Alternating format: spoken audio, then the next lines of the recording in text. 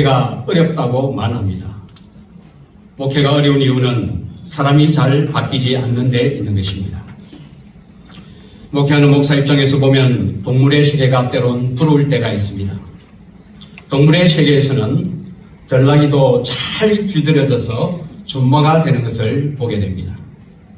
서커스 같은 것을 보면 코끼리나 심지어 사자, 호랑이도 잘 길들여져서 묘기를 부리는 것을 보게 되는데 그런 모습을 보면 참 놀라움을 금치 못합니다.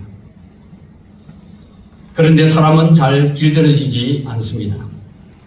특별히 과거에 받은 상처가 치유되지 않고 그대로 트라우마로 남아있으면 더더욱 그렇습니다.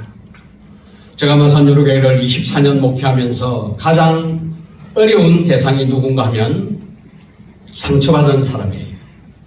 특별히 다른 교회에서 상처를 받고 유명하신 분들, 그분들을 섬기기가 참 어렵다는 것을 경험을 했습니다.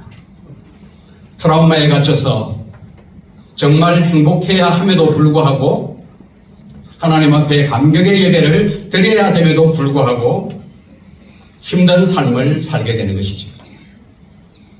이제 나오미는 모압 땅에서 떡집으로 불리우는 고향 베들레헴으로 돌아왔습니다. 고향을 떠난 지 10년 만에 베들레헴으로 돌아왔으니 온 성읍이 술렁거립니다. 여기서 이런 말을 하고 저기서 이런 말을 하고 온 성읍이 떠들썩합니다. 19절 말씀을 보시면 이렇게 기록을 합니다. 이에 그 두 사람이 베들레헴까지 갔더라. 베들레헴에 이를 때에 온 성읍이 그들로 말미암아 떠들며 이르기를 이가 나오미냐 하는지라. 이가 나오미냐. 경상도 버전을 가지고 말을 한다면은 나오미 맞나? 10년 세월이 흘렀습니다. 10년 만에 나오미를 보니까 정말 이 사람이 나오미가 맞나는 거예요. 형편도 얼굴도 표정도 정과는 너무나도 달라졌기 때문에 이렇게 말을 하는 것이죠. 그래서 여기저기서 수근거림이 있는 것입니다. 가만히 보니까 남편이 없어요. 또 가만히 보니까 두 아들도 없습니다. 또 가만히 보니까 듣지도 보지도 못한 모함 여자 하나를 데리고 왔으니 동네 사람들의 입장에서 볼 때 궁금한 점이 얼마나 많았겠습니까? 그러니까 여기저기서 떠드는 소리가 나는 것이죠. 이런 상황에서 나오미가 이렇게 말합니다. 20절 말씀입니다. 이렇게 기록합니다. 나오미가 그들에게 이르되 나를 나오미라 부르지 말고 나를 마라라 부르라. 이는 전능자가 나를 심히 괴롭게 하셨음이니라. 여러분, 지난 시간에도 제가 여러분들에게 말씀을 드렸습니다. 나오미란 이름의 뜻은 기쁨이라는 뜻이에요. 마라의 이름의 뜻은 고통이라는 뜻입니다. 가만히 나오미를 보니까 또 자기 자신을 보니까 나오미라는 이 기쁨이라는 이름이 가져다주는 그림은 하나도 없는 것입니다. 남편도 죽었습니다. 자식들도 죽었습니다. 10년 만에 고향 땅을 찾았는데 빈손으로 돌아왔어요. 그러니 여러분, 마라로 부르는 것이 합당한 것이죠. 오늘 이 본문의 말씀을 보면 나오미가 살았던 10년간의 모압의 삶을 나오미는 세 문장으로 이렇게 정리합니다. 20절 하반절 말씀에 보시면 전능자가 나를 심히 괴롭게 하셨다. 그리고 21절 상반절 말씀을 보시면 이렇게 기록합니다. 여호와께서 내게 피어 돌아오게 하셨다. 그리고 21절 중반절 말씀에 보시면 여호와께서 나를 징벌하셨고 전능자가 나를 괴롭게 하셨다. 여러분, 나오미의 모압의 10년의 삶이 어땠는지 아시겠죠? 10년간의 모압의 삶을 이렇게 함축적으로 표현하는 나오미를 보면서 여러분 어떤 생각이 드십니까? 그녀의 마음에 고통과 회한의 그림자가 가득 그려져 있구나라는 생각을 저는 지울 수가 없습니다.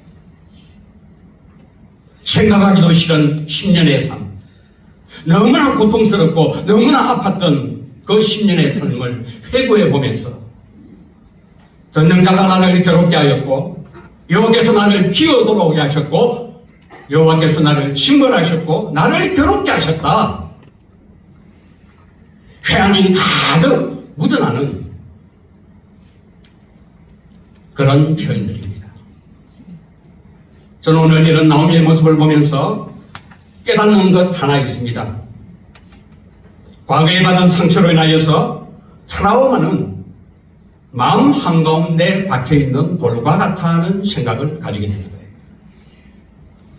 우리에게 상처가 주어지게 되면 그것이 정신적으로 트라우마로 남게 되는데 이 트라우마라는 것은 마음 한가운데 박혀있는 돌과 같다는 것입니다.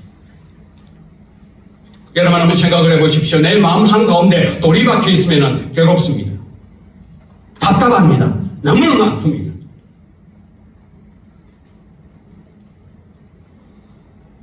여러분 나오미를 한번 보십시오. 지금 나오미는 어디에 와 있습니까? 떡집의 위상을 완전히 회복한 베들레헴에 와 있습니다. 나오미에게 고통과 슬픔을 주었던 모압에 있는 것이 아니에요.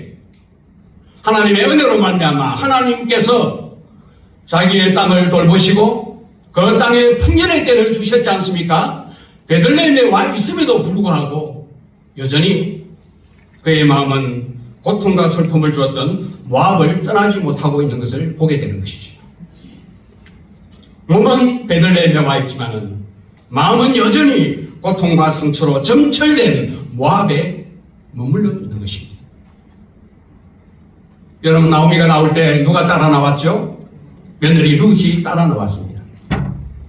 앞으로 룻은 나오미에게 복을 가져다 줄 사람입니다. 그런데 지금 나오미에게 룻은 전혀 보이지 않고 있는 것입니다. 여러분 과거에 우리가 받은 상처가 치유되지 아니하면 자기 연민에 빠지게 되고 지금 자기 앞에 보석 같은 룻이 있음에도 불구하고 룻이 있다는 것을 전혀 인식하지 못하고 살아가게 된다는 것이죠. 혹시 오늘 나오미의 모습은 저와 여러분들의 모습은 아닌지 모르겠습니다. 상처가 치유되지 아니하면 이렇게 되는 것입니다. 자학행위를 하게 되고 말에 갇혀서 살게 되는 것이죠. 과거에 머물러 있으면서 늘 부정적이고 늘 비관적이 되는 삶을 살게 되는 것이죠. 지금 나오미와 함께 베들레헴에 온 룻은 어떤 사람입니까? 16절 말씀을 보시면 이렇게 기록을 합니다. 16절입니다. 다 같이 한번 읽어볼까요? 귀한 고백입니다. 시작. 룻이 이르되 내게 어머니를 떠나며 어머니를 따르지 말고 돌아가라 방근하지 마옵소서. 어머니께서 가시는 곳에 나도 가고 어머니께서 머무치는 곳에 나도 머물겠답니다. 어머니의 백성이 나의 백성이 되고 어머니의 하나님이 나의 하나님이 되시리니. 17절도요. 계속해서 한번 읽어볼까요? 시작. 어머니께서 죽으시는 곳에 나도 죽어 거기 묻힐 것이다. 만일 내가 죽는 일 외에 어머니를 떠나면 여호와께서 내게 벌을 내리시고 더 내리시기를 원하나이다 하는지라. 주옥 같은 신앙 고백입니다. 이 고백을 요약하면 약속의 땅에서 하나님의 백성으로 살다가 하나님의 백성으로 죽겠습니다. 그 고백 아닙니다. 이 고백은 시모에 대한 효심 때문에 한 것이 아니에요. 진짜 하나님을 만난 사람의 고백입니다. 뭘 보고 알 수 있습니까? 룻이 아브라함처럼요. 본토, 친척, 아버지 집을 떠났잖아요. 지금으로부터 3,500년 전 일입니다. 모압에서 베들레헴까지의 거리가 얼마나 됩니까? 옆집 앞집이 아니에요. 제가 이 모압 지방을 가봤는데요. 그 산 정상에서 보니까 너무나도 험한 지역이었습니다. 물론 그 중간에 아르논 강이 흐르면서 그 주변은 아주 풍성한 그런 곡창지대였지만은 굉장히 험한 산악지대였습니다.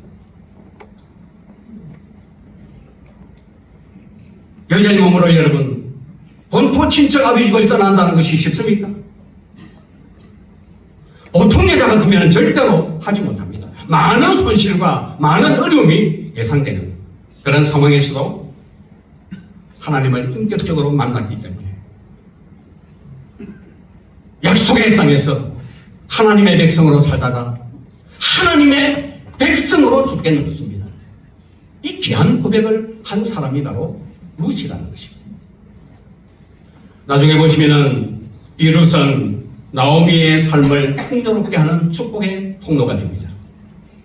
룻기 4장 15절 말씀을 보시면은 룻이 보아스와 결혼하여 누구를 낳았습니까? 아들 하나 낳지요. 그 아들의 이름이 오벳입니다. 오벳은 다윗의 할아버지입니다.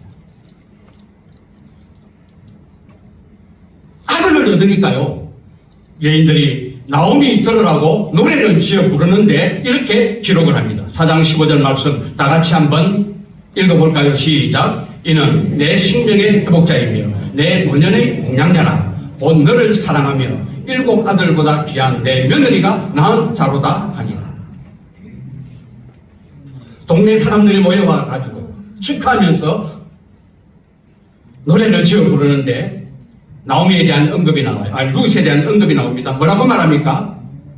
7 아들보다 귀한 내 며느리다. 그렇게 노래합니다. 이 귀한 며느리 룻을 통해 끊어졌던 대가 이어지고 몰락한 가문이 회복되는 은혜를 누리게 되는 것이죠. 여러분이 이런 걸 보면 나오미는 결코 빈손으로 베들레헴 땅에 돌아온 것이 아니라는 것입니다. 사실 나오미는 모압 땅에서 많은 것을 잃었습니다. 남편을 잃었고 2 아들을 잃었고 빈손으로 돌아온 것이 맞습니다. 그러나 우리가 오늘 이 본문의 말씀을 읽으면서 놓쳐서는 안 될 것 하나가 있습니다. 그것이 무엇입니까? 그것은 바로 대가 지불을 두려워하지 아니하는 하나님께 인생을 걸어버린 믿음의 자부 룻을 얻어서 돌아왔다는 사실입니다.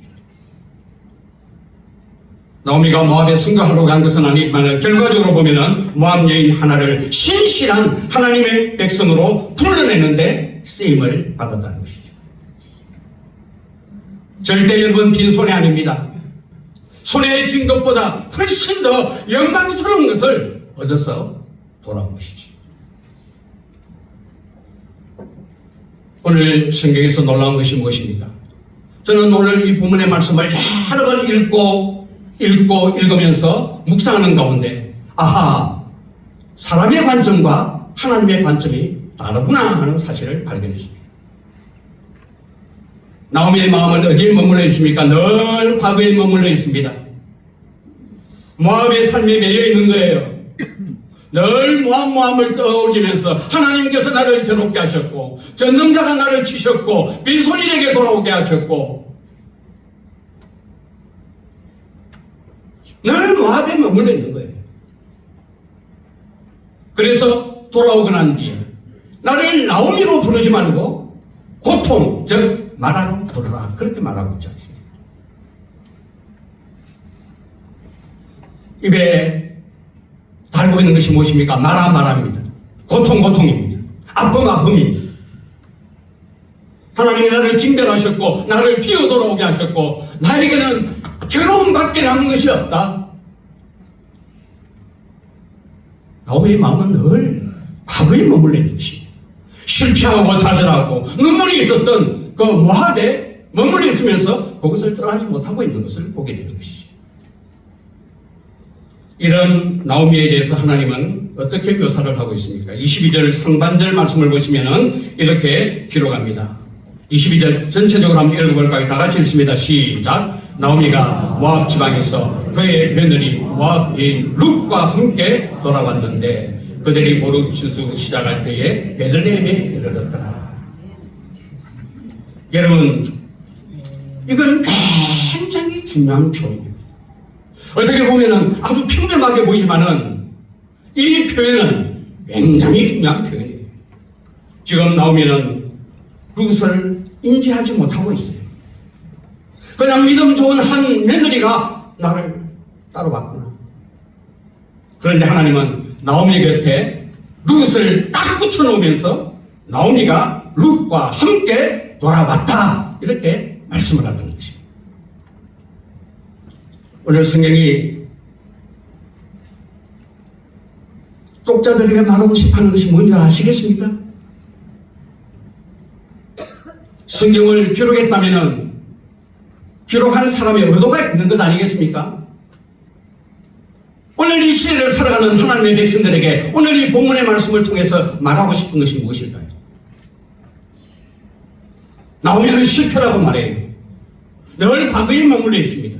모압에 머물러 있습니다. 모압에 살면서 헤쳐나오지 못하고 있습니다. 그런데 하나님께서는 실패라고 생각하는 나오미 곁에 룻을 딱 붙여놓으면서 룻과 함께 나왔다, 돌아왔다, 그렇게 말씀하는 그 말씀 속에 하나님의 의도를 우리는 발견해야 합니다. 그 의도가 무엇이겠습니까?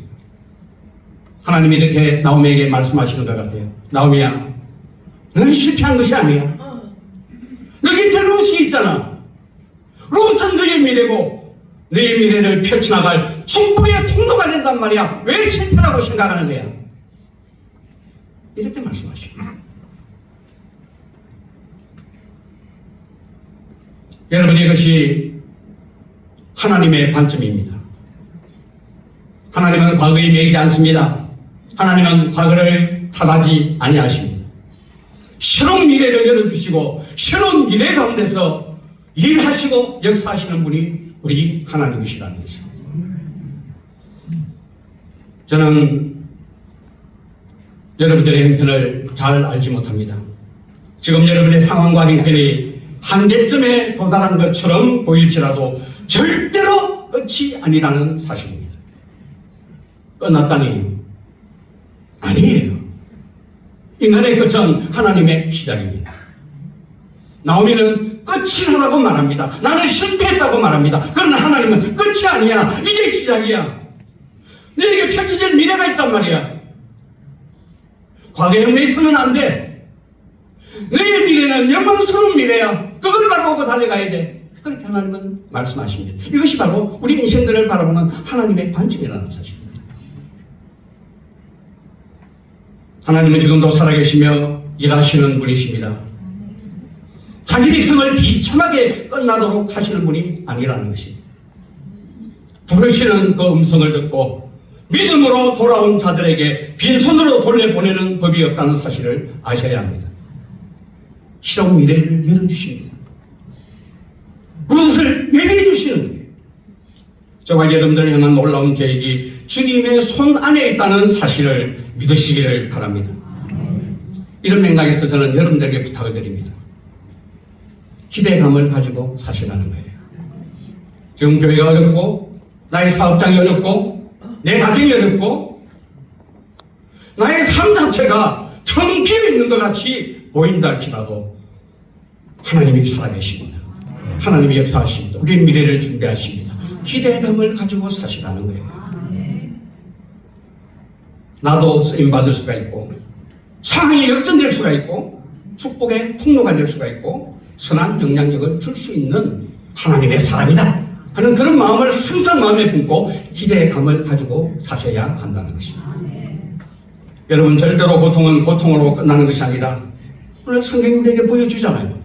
마라를 다시 나오미로 돌려주시는 하나님의 풍성한 은혜가 예비되어 있다는 사실을 믿고 믿음의 경주를 계속해서 해나가기를 주님의 이름으로 축원드립니다. 오늘 설교 제목입니다. 하나님은 절대로 실수하는 법이 없습니다. 하나님은 하나님의 백성들을 선한 길로 인도해 주시는 분이십니다. 예배당 건축 과정에서 여러 번 하나님의 인도를 받은 적이 있습니다. 2005년도에 마산 유로교회당 건축이 되었습니다. 그 과정 속에서 하나님의 세밀한 인도가 있었습니다. 저의 지혜도 아니고 저의 믿음도 아니고 제가 한 것도 아니고 다 하나님이 해주셨는데요. 부지 매입하는 과정에서 세밀한 하나님의 인도가 있었고요. 건축비를 마련하는 과정, 제가 여러분들에게 얼마 전에 설교했죠. 기가 막힌 방법으로 하나님께서 10수억의 돈을 마련해 주셨습니다. 민원이 일어났을 때도 하나님께서 놀라운 방법으로 피할 길을 주셨다고 말씀을 드렸습니다. 건축을 다 해놓고 나니까요, 빚이 한 6억 정도 되는 거예요. 그때 제가 정신이 들었습니다. 막 믿음으로 한다고 막 달려갔는데 딱 서서 뒤돌아보니까 빚이 남아있는 거예요. 그때 여러분 새마을금고 금리가 9% 있습니다. 16 곱하기 0.09 한번 해보십시오. 1년 이자가 1,500만 원입니다. 1,500만 원, 1년 이자가 1억 5천만 원 정도 되겠네요. 이걸 어떻게 감당하겠습니까? 인간적으로 고민이 되었습니다. 신실하신 하나님 바라보았습니다. 하나님 안에는 답이 있다. 어려우면 어려울수록 큰 믿음의 전도를 걸어가자. 더 힘있게 목회하자. 주님만 바라보자. 주님만 의지하자. 주님께서 대책을 다 마련해 놓았을 것이다. 그렇게 생각하고 열심히 목회했습니다. 하나님께서 놀라운 방법으로 그 문제를 다 해결해 주셨습니다. 딱 두 가정을 지목해서 하나님이 복을 주시는데, 한 가정은 사업하는 가정이고요, 한 분은 직장생활 하시는 분이에요. 그 직장생활 하시는 분 회사를 분사를 하는데, 회사가 분사가 되면서 이 집사님이 지금은 뭐 은퇴한 장로님이 되셨지만은 사장으로 앉힌 거예요. 사장으로 앉히고 난 바로 그 다음 달에요. 11조가 들어오는데 11조가 400만 원이 들어왔습니다. 감사금이 100만 원이 들어왔어요. 건축금이 100만 원이 들어왔어요. 구제금이 100만 원 들어왔어요. 그분 한 사람 헌금한 것이 한 800 정도 돼요. 대사하는 분에게 하나님께서 복을 주시는데 자기가 감당할 수가 없는 복을 받았다고 이렇게 고백을 합니다. 두 가정 축복해 주시니까요, 1년에 1억 5천만 원의 이자 들어가는 것이 문제가 안 됐습니다. 제가 그런 일을 경험하면서 내 안에 믿음 없음을 하나님 앞에 회개하고, 주님, 더욱더욱 주님을 의지하고 주님을 바라보겠습니다. 정말 믿음으로 목회하겠습니다. 한눈 팔지 않겠습니다. 꼼수 부리게 안 하겠습니다. 그런 고백을 한 적이 있습니다. 여러분, 출애굽 과정에서 이스라엘 백성들을 인도하신 하나님의 역사를 한번 보십시오. 홍해 앞에 섰을 때 진퇴양난입니다. 앞으로 가면은 홍해가 가로막고요. 뒤로 돌았으면 애국 군대의 칼날이 기다리고요. 어떻게 합니까? 이럴 때 하나님은 모세를 통해서 역사하시는데요, 지팡이를 쫙 내미니까 홍해 바닷속에 길이 있는 줄 누가 알았겠어요? 길을 하나님께서 예비해 놓으셨다. 우리 이제 끝났다. 우리는 소망이 없다. 우리는 여기서 죽는구나. 그렇게 생각했는데 아무런 대책과 대안이 없는 그 상황 가운데서 하나님이 일하시는데 바닷속에 길을 열어주시더란 말입니다. 거기서 제가 떠올리면서 오늘날도 홍해의 기적은 가능하구나. 우리가 믿음을 사용하지 않아서 문제지, 하나님께 향한 우리의 믿음을 사용한다면 지금도 홍해 가운데 길을 열어주신 하나님의 기적을 경험할 수가 있구나. 그런 고백을 한 적이 있습니다. 우리 하나님은 정확한 때에 맞게 저와 여러분들을 인도하시는 분이시라는 사실을 기억하고, 과거로 회개하지 말고, 과거 탓하지 말고, 앞으로 나의 미래를 열어가실 전능자 하나님을 바라보면서 믿음의 경주를 신실하게 행하여 나아가시는 우리 모든 제일무창교회 성도님들이 되시기를 주님의 이름으로 축원을 드립니다. 자, 오늘 본문에서 또 우리가 눈여겨봐야 할 것이 있습니다. 나오미와 룻이 베들레헴에 돌아왔는데 언제 돌아왔다고요? 언제 돌아왔어요? 자, 22절 말씀 볼까요? 이렇게 기록합니다. 다 같이 읽습니다. 시작. 나오미가 모압 지방에서 그의 며느리 모압 여인 룻과 함께 돌아왔는데 그들이 보리 추수 시작할 때에 베들레헴에 이르렀다. 보리 추수를 시작할 때 베들레헴에 이르렀다고 말씀하고 있습니다. 여러분, 이 말씀이 참 평범해 보이는 말씀이지요. 그러나 여러분, 절대로 그렇지 않습니다. 여기에 굉장히 중요한 메시지가 담겨져 있다는 사실입니다. 룻이 보리 이삭을 줍다가 누구를 만납니까? 남편 될 보아스를 만나게 됩니다. 여러분, 추수의 기간은 그렇게 길지 않습니다. 금방입니다. 보리 추수가 시작되는 그 시점에 나오미와 룻이 베들레헴에 이르렀다는 것은 우연의 위치가 아니에요. 놀라운 하나님의 섭리고 하나님의 인도입니다. 지금처럼 비행기 예약해놓고 정확한 시간에 비행기를 타고 도착하면 시간이 나오죠. 모압에서 베들레헴까지 이사를 간다고 할 때 약 땅이 걸리는 그런 거리입니다. 우여곡절 얼마나 많은 어려움이 있었겠습니까? 그런 과정들을 다 통과하고 딱 도착을 해보니까 그때가 언제였다고요? 몰이 추수하는 그 시점이라는 거예요. 이게 여러분 하나님의 섭리입니다. 이게 여러분 하나님의 인도라는 사실입니다. 때에 맞게 하나님이 역사해 주시옵시지. 여러분들의 삶에는 이런 일이 없었습니까? 때에 맞게 사람을 만나고 때에 맞게 그 일을 만난 적이 없습니까? 믿음 생활 좀 해보신 분들은 이런 경험을 다 가지고 있을 것입니다. 때에 맞게 하나님께서 사람을 딱 붙여주시고 때에 맞게 그 일을 만나게 해주신 경험 분명히 가지고 계실 것입니다. 재수가 아니에요. 우연의 일치가 아니에요. 하나님의 섭리입니다. 하나님의 인도입니다. 누가 하신 일입니까? 하나님이 하신 일. 아시는지 모르겠지만 마산 유로교회는 마산 동강교회가 개척한 교회입니다. 동강교회에서 예배당 처소도 목사 사택도 다 제공해 주셨습니다. 물론 전세였지만 약 1억 정도를 부어서 교회가 개척되도록 동강교회가 많은 헌신을 해 주셨습니다. 원래 마산 동강교회 부목사님 중 한 분이 개척 목사로 파송되기로 결정이 되어 있었어요.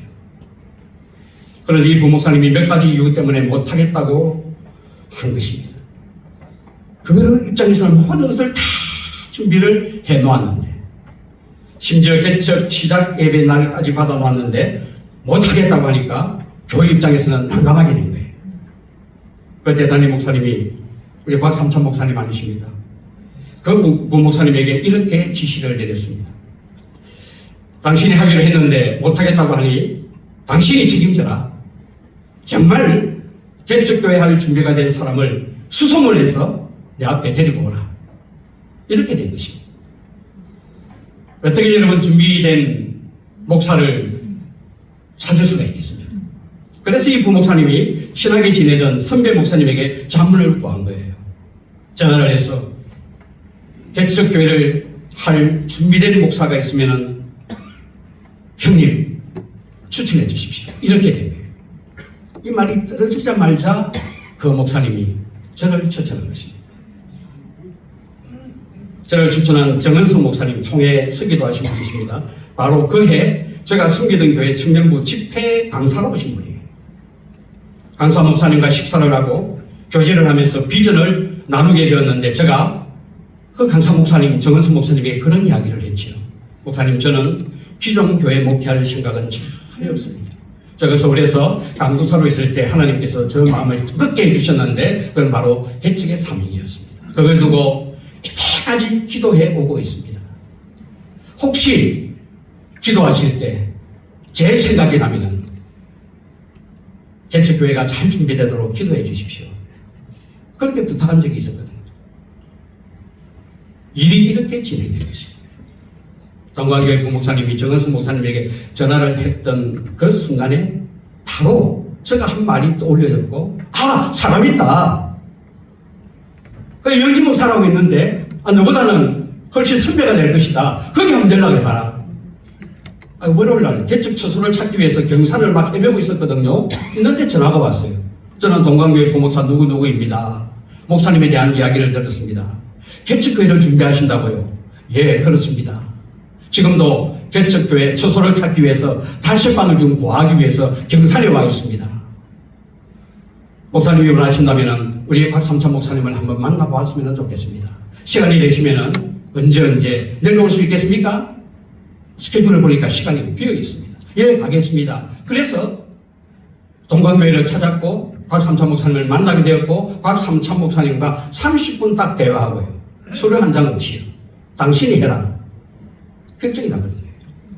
그래서 마산 유로교회 개척 목사로 제가 부름을 받게 되었습니다. 하나님은 실수하지 않습니다. 때에 맞게 일하십니다. 하나님은 보이지 않는 곳에서 정확한 때를 아시고 일하시는 분이시라는 것입니다. 정말 그렇습니다. 제 목회 24년이 전부입니다. 마치 다 보고 계신 것처럼 정확한 때에 일하시는 하나님을 저는 경험을 했습니다. 사람은 때를 몰라요. 어떤 책에 보니까 사람이 일평생 성공할 수 있는 3번의 때가 있다고 말하고 있습니다. 그럼 여러분 때를 모르니까 어떡합니까? 좋은 기회를 다 놓쳐버리게 되는 것이죠. 그러나 하나님은 때를 정확하게 아시는 거예요.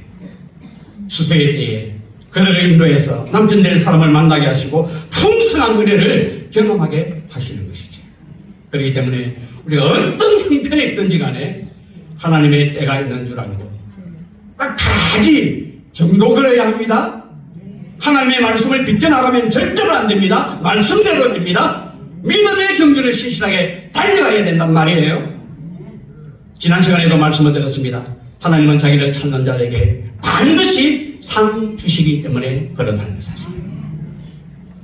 사랑하는 성도 여러분, 저와 여러분의 이 삶에서 경험하는 눈물과 슬픔과 아픔이 하나님의 섭리 바깥에서 일어나는 것이 아니라 섭리 안에서 일어나는 사실을 절대로 잊어서는 안 되는 거예요. 하나님의 계획과 섭리 안에 있는 것입니다. 참새의 2마리도 하나님의 뜻이 아니면은 하나님이 팔리는 것을 허락하지 않는다고 말씀합니다. 하나님의 백성을 향한 하나님의 섭리는 선한 것입니다. 로마서 8장 28절 말씀은 이렇게 기록을 합니다. 우리가 알거니와 하나님을 사랑하는 자 곧 그의 뜻대로 부르심을 입은 자들에게는 다 같이 읽어봅시다. 시작. 모든 것이 합력하여 선을 이루느니라. 이 28절 말씀 가운데 여러분들이 좋아하는 말씀이 있습니다. 뒷부분에 있는 말씀이요. 모든 것이 합력하여 선을 이루느니라. 이것만 좋아하죠. 그러나 이 말씀은 통으로 보셔야 됩니다. 이 말씀만 딱 떼어가지고 내가 죄를 짓고 믿음으로 살지도 않고 망나니 지나고 아무렇게나 사는데 하나님께서 모든 것을 다 합력해서 퍼즐 짜 맞추듯이 맞추어서 선을 이루게 해주신다. 그런 의미가 아니에요. 이 말씀은 통으로 보셔야 됩니다. 다 같이 전체로 읽겠습니다. 시작. 우리가 알거니와 하나님을 사랑하는 자 곧 그의 뜻대로 부르심을 입은 자들에게는 모든 것이 합력하여 선을 이루느니라. 하나님을 사랑하는 자와 곧 그 뜻대로 부르심을 입은 자들을 동격으로 놓고 있습니다. 하나님을 사랑하는 자는 어떤 자입니까? 그의 뜻이 밝혀지면 그의 뜻 안으로 부름을 받고 들어오는 사람. 하나님의 뜻이 명백하게 밝혀지면은 비껴나가지 아니하고 그 부르신 하나님의 뜻대로 하나님 안으로 들어오는 그런 자에게 무엇이요? 모든 것이 합력하여 선을 이루어 주신다. 그렇게 말씀하는 것입니다. 오늘 룻기 말씀에 보면 룻처럼 하나님께 인생을 걸어버린 자예요. 하나님의 뜻대로 사는 자들에게요.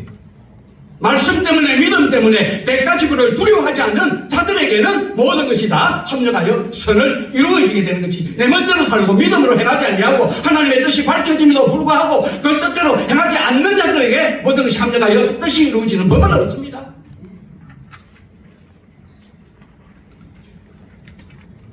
우리가 24시간 주님 바라보아야 될 이유가 여기 있는 거예요. 우리가 24시간 주님 바라보고 믿음의 삶을 살아야 될 이유가 여기에 있는 것입니다. 고통이 찾아오고 아픔이 찾아오고 좌절스러운 일들이 경험된다 할지라도 끝까지 믿음을 붙들고 믿음을 주장하고 나아가면 하나님은 모든 것을 다 합력하여 선을 이루어 주신다는 거예요.